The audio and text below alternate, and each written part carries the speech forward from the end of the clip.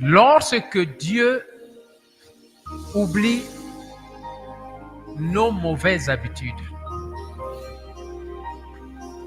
Nous avons lu Ézéchiel, chapitre 18, de 25 à 30. Nous avons dit que... C'est prêt là-bas? Prêt dans le fait? Ok. Lorsque Dieu oublie nos mauvaises habitudes. Ézéchiel chapitre 18 de 25 à 30. Nous avons parlé ici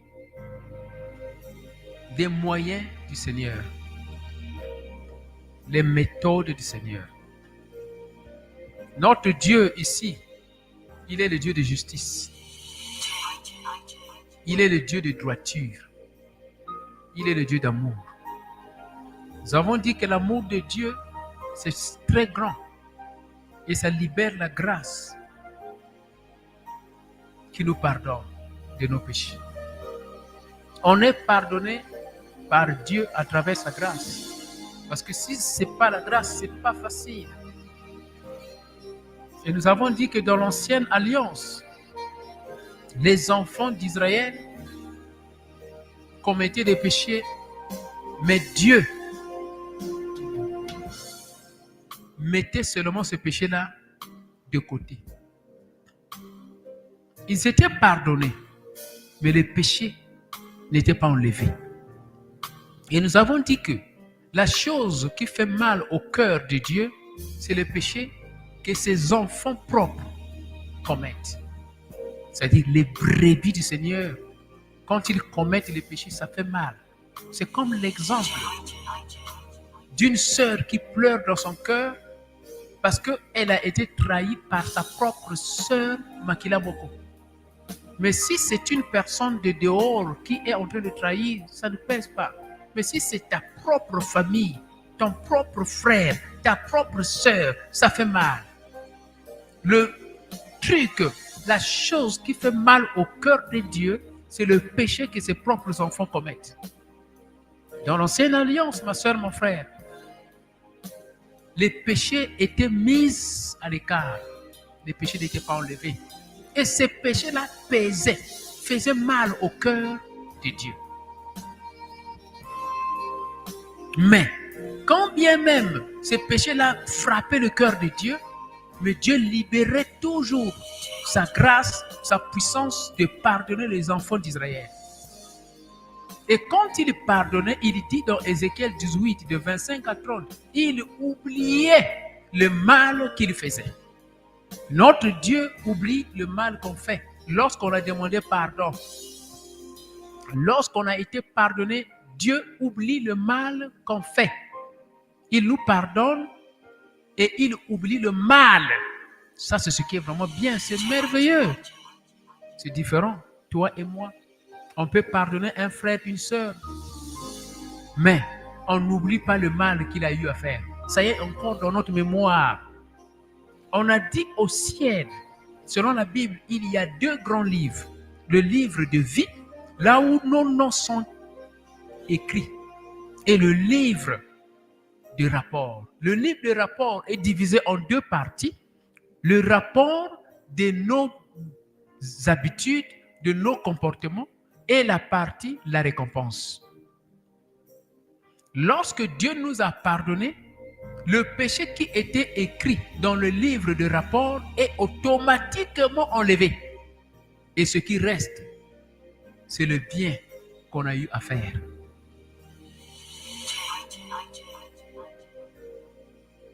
Mais ce qui est grave ici, ma soeur, mon frère, c'est quoi?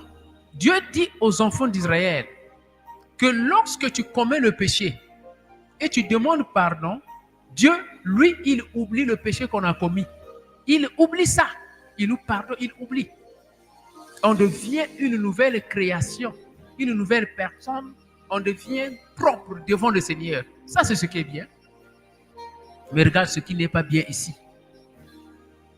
Lorsque toi et moi, on est en train de bien vivre, et que maintenant, quelque temps après, on commence à mal vivre, Dieu dit dans Ézéchiel 18, il oublie le bien qu'on a eu à faire. Ça, c'est ce qui me pèse, c'est ce qui me fait mal au cœur. Donc, ça veut dire quoi?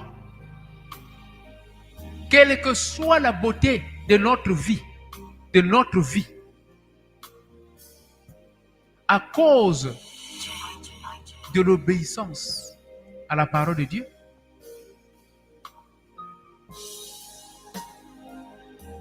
cela sera zéro lorsque notre fin est négative. La fin justifie le résultat de notre parcours vital. La fin. Si aujourd'hui, toi et moi, on est en train de bien vivre, mais demain, on commence à mal vivre, on termine mal, à quoi bon servira le bien qu'on a eu à commettre dans le passé? Regarde bien l'histoire d'apôtre, non, du roi Saoul. Lui, qui était pour lui bien un roi, mais qui a terminé mal. Vous voyez un peu? Donc, ce qui est mauvais ici, c'est quoi? Dieu, il qu'on a eu à faire lorsqu'on termine mal. Donc, la fin, lorsque n'est pas correcte à la parole de Dieu, à la volonté de Dieu, tous les biens qu'on a eu à commettre dans le passé, c'est zéro. Dieu ne voit pas ça. On a perdu. C'est comme une personne qui est en train de vivre sanctifiée aujourd'hui. Demain, le jour de la mort, on le trouve à l'hôtel avec une femme. Et il est mort là-bas avec la femme d'autrui dans le lit de l'hôtel. Imaginez la fin de ce monsieur-là. Alors que le début était bien. Mais regarde la fin. Ça termine mal. Quel que soit ton niveau, que tu sois pasteur, que je sois pasteur, que je sois prophète, apôtre, lorsqu'on a mal terminé, le bien qu'on a eu à faire dans le passé, c'est zéro. C'est ça ce qui me dérange ici, ma soeur, mon frère.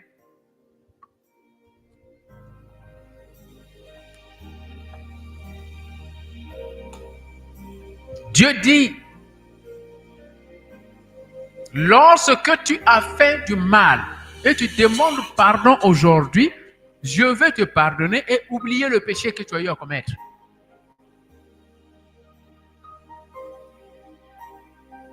Mais si aujourd'hui tu te comportes bien et que demain tu te comportes mal, si tu n'as pas demandé pardon, le bien que tu as eu à commettre dans le passé est effacé. Je ne veux pas regarder ça. Ça ne va pas influencer ma décision en tant que juge. Nous avons donné l'exemple du roi David.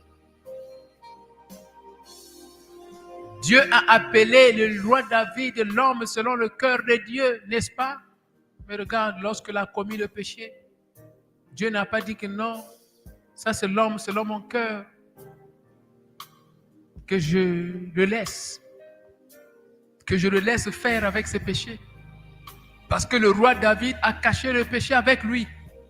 Il a péché, il a caché le péché. Nous les hommes de Dieu, on cache les péchés. Les serviteurs de Dieu cachent les péchés. Nos maris cachent les péchés. Nos femmes cachent les péchés. Mais Dieu, il voit la chose qui est cachée. Le prophète Nathan a reçu la révélation que le roi David a commis l'adultère, l'abomination. Il est venu dans la maison royale. Il a causé avec le roi David. Il a exposé le péché qu'il avait commis. Dieu avait pardonné le roi David parce que quoi? Il avait demandé pardon à Dieu. C'est ça ce qui est bien. Chaque fois, Dieu va nous pardonner lorsqu'on commet le péché. Mais ce qui est grave ici, Dieu est très jaloux à ses serviteurs. La manière dont Dieu juge les enfants de Dieu, c'est différent de la manière dont il juge les serviteurs de Dieu. Dieu avait frappé le roi David. Quand bien même il était pardonné, on a listé en anglais 3 conséquences que le roi David avait subies. Voici les 3 conséquences. On est dans 2 Samuel chapitre 12 de 11 à 14. Mais il faut lire le livre de 2 Samuel chapitre 12 tout entier pour comprendre. Mais ici, je fais ressortir les 3 conséquences comme punition que Dieu avait donnée au roi David, quand bien même il était pardonné.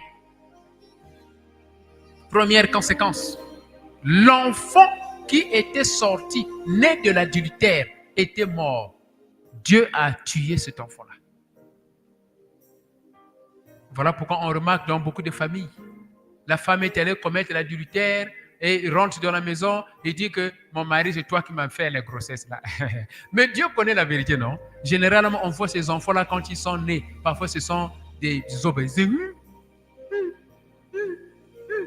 sont des enfants maudits. Quelque chose s'est passé, le péché des parents. Première conséquence, l'enfant du roi David et Bathsheba était mort. Mais le roi David, il était pardonné, mais les conséquences n'étaient pas enlevées. Deuxième conséquence, Dieu a dit, il y aura des troubles dans ton foyer. Il y aura l'abomination, immoralité sexuelle. Et c'était comme ça entre les sœurs, entre même ces femmes, désordre. Troisième conséquence du péché du roi David. L'homme selon le cœur de Dieu. Regarde comment Dieu le punit.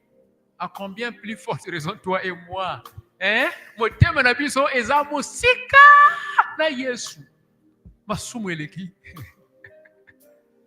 Si Dieu a fait cela au roi David, lui qui avait le cœur, qui avait l'exemple du cœur de Dieu, à combien plus forte raison toi et moi, ma soeur, mon frère. Hein? Homme de Dieu. Troisième conséquence. Il y a eu quoi? La rébellion. La rébellion dans le foyer royal. La rébellion. Ses enfants. L'enfant lui, son propre enfant était rebelle. Voilà. Ma soeur, mon frère, nous avons donné le verset biblique 2 Samuel, chapitre 12, de 11 à 14. Mais regarde ce qui est bien, le roi David avait demandé pardon. Puis Psalm 51, de 1 à 11, vous pouvez prendre note. Puis Psalm 51, de 1 à 11.